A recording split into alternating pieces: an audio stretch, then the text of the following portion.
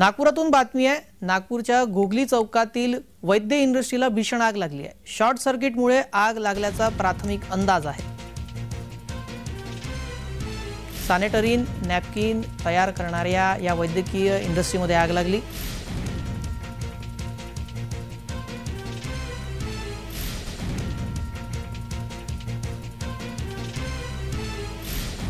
नागपूरच्या घोगली चौकातील वैद्य इंडस्ट्रीमध्ये ही भीषण आग लागल्याचं समजतंय। शॉर्ट सर्किटमुळे ही आग लागली असावी असा प्राथमिक अंदाज व्यक्त केला जातोय।